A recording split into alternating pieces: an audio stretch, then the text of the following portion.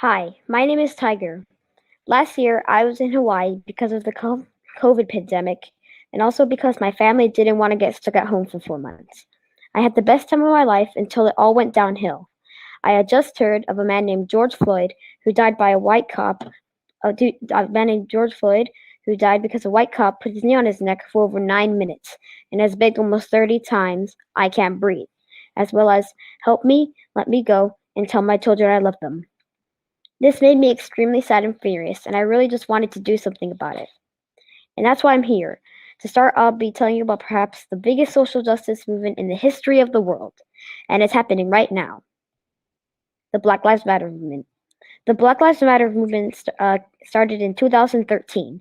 It came from an incident that happened on February 26, 2012, when 17-year-old Trayvon Martin was walking in his neighborhood, talking on his phone, and carrying a bag of Skittles. He was then shot by a white man named George Zimmerman, who said he was up to no good or something. He, he was the man was not sent to jail, but he was charged for murder. Many people were upset about this problem and protested for Trayvon Martin, even though the jury still claimed not guilty. And more people were dying by white cops and not given justice.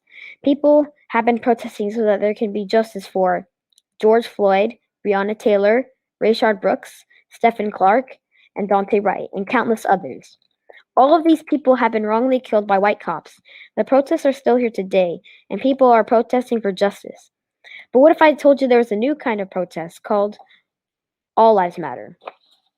All lives matter. At first, you think it's a good thing since, all lives do matter. But when people say Black Lives Matter, they are just protesting for justice and peace. All Lives Matter takes away the injustice, discriminations, and violence African Americans experience in America. Since all people don't experience the same injusticeness and racism, then if you want to do your part to end racism, you should say Black Lives Matter. The protests have made a great impact, and 93% were peaceful, unlike other protests, like the Capitol riot in the U.S., which is when angry Americans were mad that Trump didn't win the election, so they began a riot that resulted in 5 people dying. Well, that's just great. But Black Lives Matter protests didn't just take place in America. We have protests in Korea, Spain, Austria, Germany, Pakistan, South Africa, Mexico, Netherlands, England, Italy, and New Zealand, and much more. The whole world participated in this movement. Today we have the right to fight back and can protest peacefully and have the freedom of speech. But before you couldn't fight back or protest or have the freedom of speech. Now let's go back in time. The year is 1619, and about 12 million African people were violently taken from their homes and put on boats for about 2 months. And almost 2 million people died on the boats, mainly because of diseases and inhumane treatment. Many people tried to starve themselves because living in these conditions were so terrifying.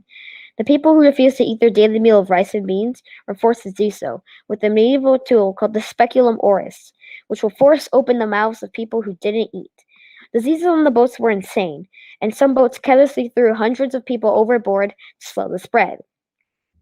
If you were lucky enough or unlucky enough, you would be able to survive the trip, just to then be sold to slavery and to work hard labor for maybe the rest of your life. Slavery had been going on for 246 years, and it took an entire civil war to end it all. Although the war legally ended slavery, there were more ways to discriminate blacks. The new form of segregation was black and white segregation. Because of segregation, there had to be different bathrooms, different waiting rooms, different sizes of a bus, and much, much more, with each a different quality. For example, black schools didn't even have enough books or paper to write on, and the teachers were not given proper training as well. Whereas for white schools, they had lots of good equipment, lots of good smart teachers, and the school looked a lot nicer than the black schools. This is one example of inequality of segregation. You can imagine how unequal schools can impact people for generations and generations. Luckily, Martin Luther King Jr. fought to end segregation, and he even organized 3 marches on Washington, with about 250,000 people there.